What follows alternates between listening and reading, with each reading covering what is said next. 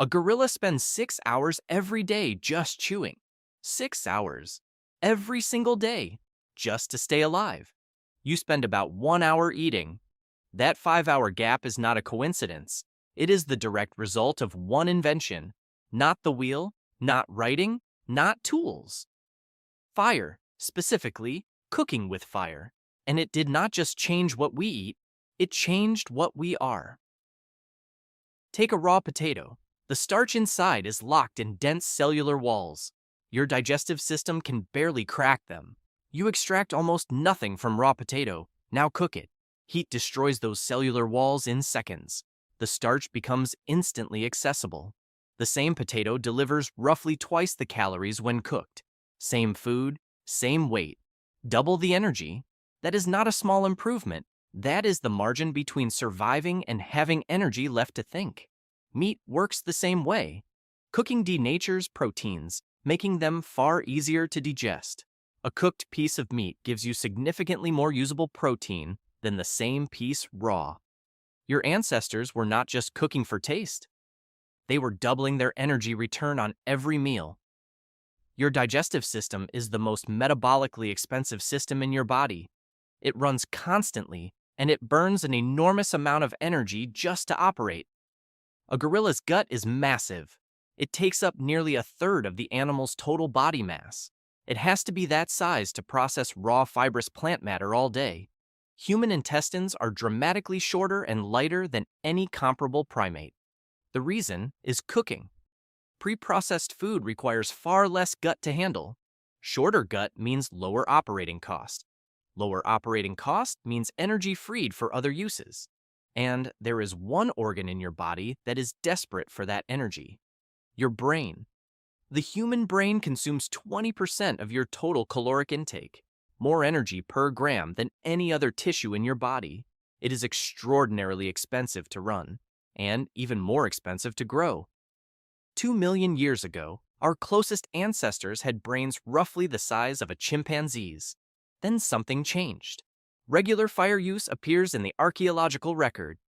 And over the following 800,000 years, the hominin brain doubled in size, not gradually and steadily, in spurts that correlate precisely with evidence of cooking. The fossil record shows something else too. Human jaws started shrinking. Teeth became smaller and less powerful. Intestines got shorter. The face flattened. These are not random mutations. These are the physical signatures of a species that stopped needing to process tough, raw food. Your jaw is one of the weakest of any primate relative to your body size. Because every meal you have ever eaten arrived already softened by heat. You are not adapted to cooked food. You are dependent on it. Chimpanzees in the wild spend between 5 and 6 hours chewing every single day. You spend less than 1. That is 4 to 5 hours returned. Every day. 4 hours to talk, 4 hours to solve problems, 4 hours to teach the next generation what the previous one learned. No other animal on Earth has this kind of unscheduled time.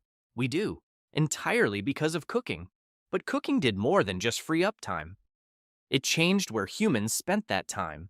The campfire became the first fixed meeting point in human history. Before fire, early humans were vulnerable at night. Predators were active. Darkness was dangerous. Sleeping meant exposure. Fire pushed the predators back. It created a circle of safety.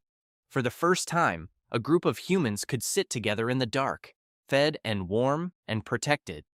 They shared food, they divided it, they formed coalitions around it, and they talked.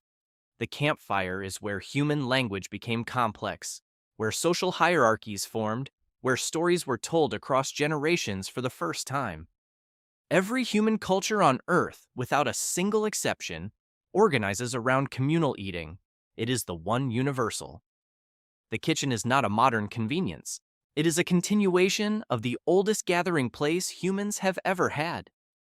Harvard primatologist Richard Wrangham spent decades building one central argument. Cooking did not follow the expansion of human intelligence. Cooking caused it. The evidence is in the timing and the anatomy together. Homo erectus, the first ancestor to have a skeleton that looks broadly like ours, upright, long-legged, with a significantly larger brain, appears in the fossil record at the same geological layer as consistent evidence of controlled fire use. Before that layer, no hominin had a brain anywhere near that size. After it, none ever went back to a smaller one. The physical changes are permanent. There is a modern test for this theory.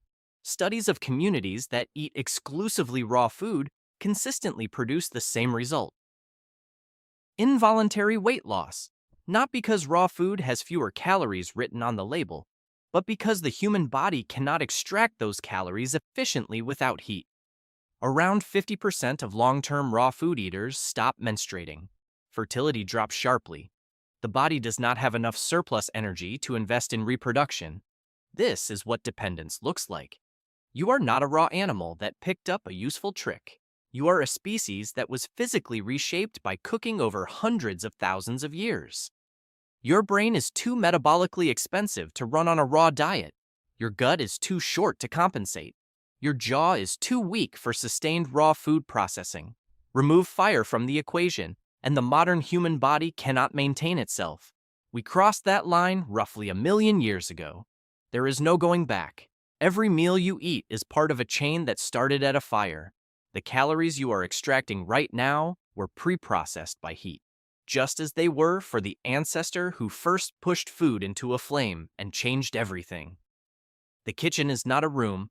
It is the reason civilization exists, the reason language got complex, the reason your brain is the size it is. Every book ever written, every city ever built, every piece of music ever composed was powered by cooked food. The wheel changed how far we could go. The hearth changed what we became.